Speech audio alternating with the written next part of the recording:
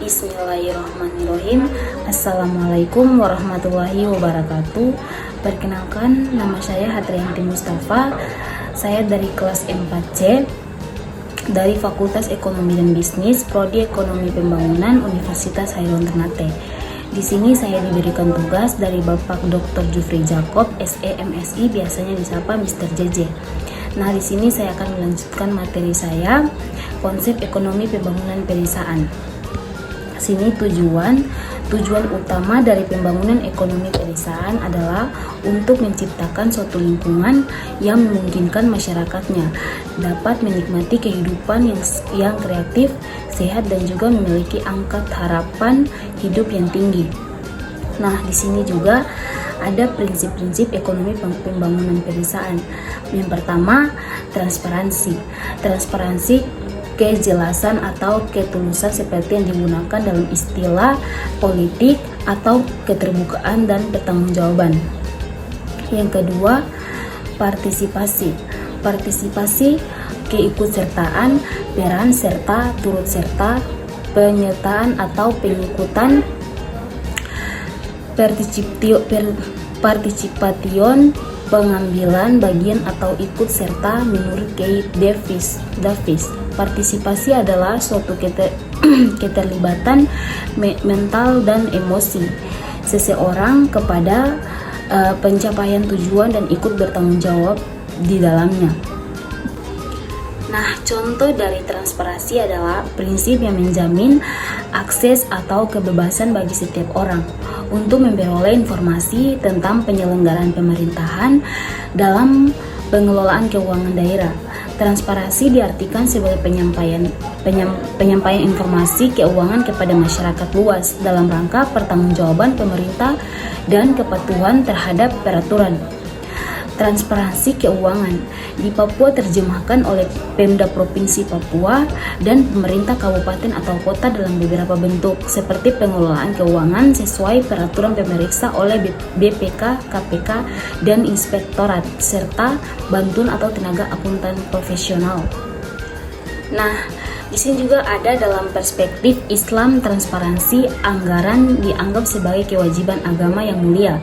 Kejujuran dalam menerima, pengelola, dan menyampaikan informasi adalah prinsip utama dalam transparansi serta pengawasan yang wajib untuk memastikan kejujuran dan amanat.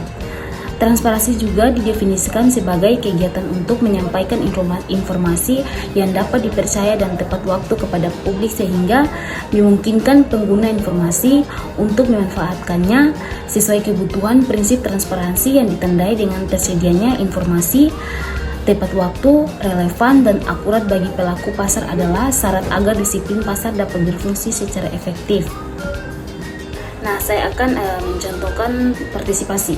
Partisipasi adalah suatu keterlibatan mental, emosi, dan visi seorang atau sekelompok orang dalam suatu kegiatan, termasuk dalam proses belajar mengajar, pembangunan, dan politik. Dalam pengertian umum, partisipasi berarti peran serta, keikutsertaan, atau pengikutan dalam suatu kegiatan bersama.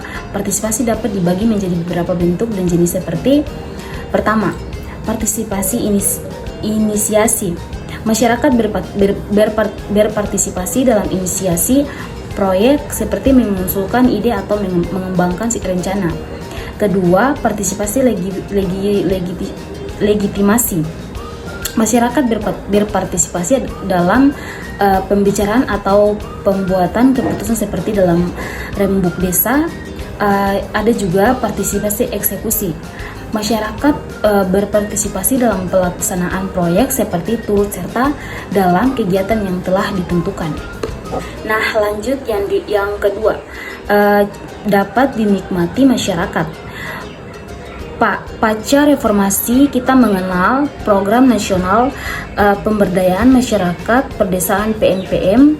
Pedesaan mulai membangun infrastruktur pemberdayaan ekonomi desa melalui unit pengelola kegiatan UPK seperti simpan pinjam, perempuan dan lain sebagainya.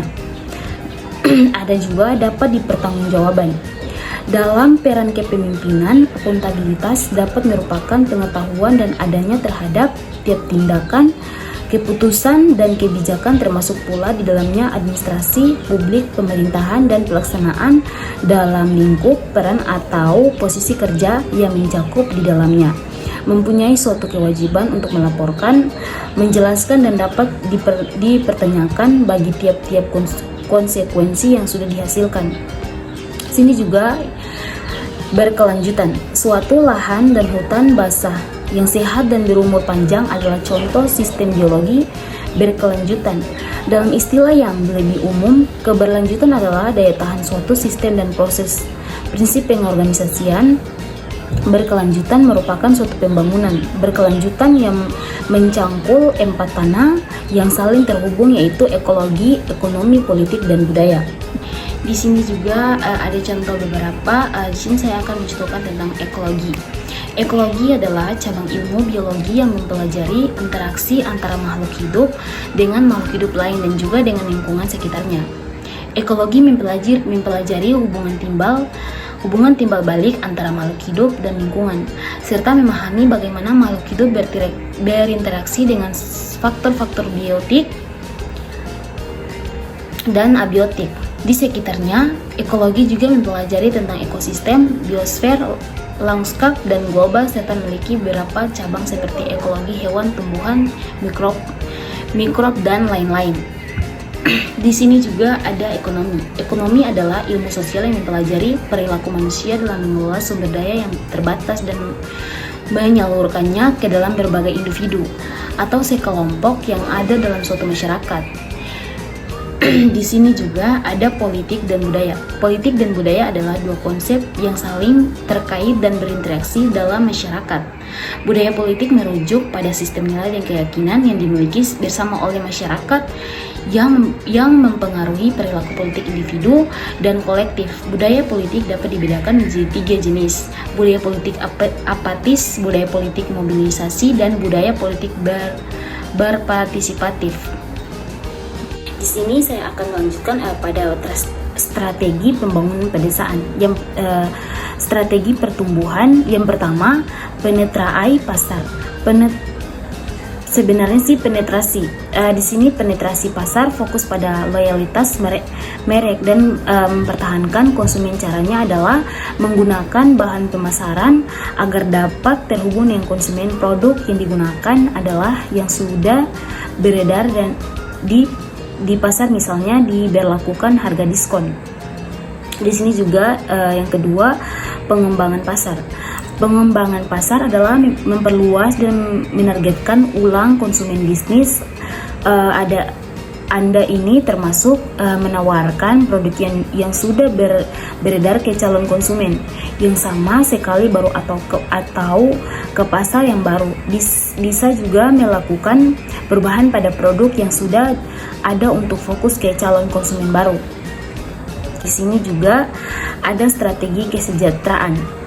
Kesejahteraan masyarakat desa dapat diukur dari berbagai aspek, termasuk tingkat pendapatan, kesehatan, pendidikan, akses terhadap pelayanan dasar, penguatan ekonomi lokal, serta partisipasi masyarakat dalam proses pengambilan keputusan.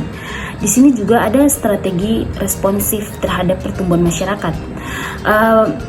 Faktor-faktor pertumbuhan penduduk, yang pertama kelahiran, fertilitas, faktor pendukung kelahiran pronatalitas, faktor penghambat kelahiran antinatalitas, kematian mortalitas, yang terakhir migrasi. Di sini saya akan mencontohkan beberapa contoh. Nah, di sini ada kelahiran. Kelahiran fertilitas di Indonesia telah mengalami penurunan secara konsisten sejak periode 1971 sampai 2000. Tingkat kelahiran turun dari 5,6%. Anak dan perempuan menjadi 2,1% anak per perempuan. Penurunan ini disebabkan oleh beberapa faktor, termasuk pola ketidaksuburan pada masa menyusui, pemakaian dan efektivitas kontrasepsi, serta pola perkawinan. Nah, di di sini juga ada faktor pendukung kelahiran. Probabilitas adalah pernikahan pada usia muda karena adanya anggapan bahwa keluarga yang tidak memiliki anak akan malu. Yang kedua, anak dianggap sebagai sumber tenaga keluarga untuk membantu orang tua. Yang ketiga, adanya anggapan bahwa banyak anak banyak rezeki dan kebanggaan orang tua. Nah, di sini juga ada faktor-faktor penghambat kelahiran antinatalitas adalah yang pertama, pembatasan umur menikah, yang kedua pembatasan tunjangan anak, yang ketiga anak dianggap sebagai beban orang tua, yang keempat angka kematian bayi tinggi, yang kelima adanya program keluarga berencana KB, yang keenam pembatasan tunjangan anak bagi PNS, yang ketujuh adanya peraturan pemerintah tentang pembatasan tunjangan anak, yang kedelapan penundaan kawin sampai selesai pendidikan, yang kesembilan adanya pendidikan kependudukan di sekolah-sekolah, dan yang terakhir adanya peraturan pegawai negeri mengenai tunjangan anak maksimal 2. Nah, di sini ada juga mortalitas. Mortalitas adalah istilah yang digunakan untuk menggambarkan kematian penduduk di suatu wilayah atau daerah. Dalam konteks demografi, mortalitas berarti jumlah kematian penduduk yang terjadi dalam suatu periode waktu tertentu. Nah, di sini juga ada migrasi. Saya contohkan, migrasi adalah peristiwa berpindahnya suatu organisme dari suatu bioma ke bioma lainnya. Dalam konteks manusia, migrasi adalah perpindahan penduduk dari suatu tempat ke tempat lain dengan tujuan untuk menetap, melampaui batas politik atau negara, ataupun batas administrasi atau batas bagian suatu negara. Nah, yang tadi saya ada menjelaskan dan mencontohkan beberapa strategi responsif terhadap pertumbuhan masyarakat. Nah, di sini ada yang paling terakhir, strategi terpadu dan menyeluruh. Ada 7 pendekatan strategi terpadu dan menyeluruh dalam menggambarkan pembangunan desa, yaitu yang pertama, tujuan utamanya adalah pertumbuhan, persamaan, kesejahteraan, dan partisipasi aktif masyarakat desa. Yang kedua, sasarannya adalah membangun dan memperkuat kemampuan untuk melaksanakan pembangunan bersama pemerintah. Yang ketiga, lingkungannya adalah masyarakat yang beraneka ragam dan kompleks. Yang keempat, koordinasinya adalah koordinasi yang beraneka ragam, baik permanen maupun sementara di semua tingkatan, fungsi, kebutuhan, dan mekanismenya. Yang kelima, arus komunikasi 2 arah yang dilakukan secara formal, informal, vertikal, horizontal, diagonal, dan kesinambungan melalui berbagai seluruh dan bentuk sarana komunikasi yang persuasif dan edukatif. Sini juga ada tempat prakarsa. Tempat prakarsa adalah kelompok-kelompok masyarakat, pemerintah lokal, dan desa melalui pengumpulan informasi, penentuan dan pengambilan keputusan, implementasi kebijakan, dan monitoring kegiatan secara terpadu, saling terkait, dan terus-menerus. Yang paling terakhir, indikator prestasi yang dicapai mendasarkan pada pemecahan masalah perdesaan yang strategi, yaitu aspek pendukung dan berbagai kegiatan yang dilakukan yang diarahkan kepada perbaikan persamaan, pemerintahan, keadilan, kesejahteraan, dan partisipasi masyarakat yang dihubungkan dengan tujuannya.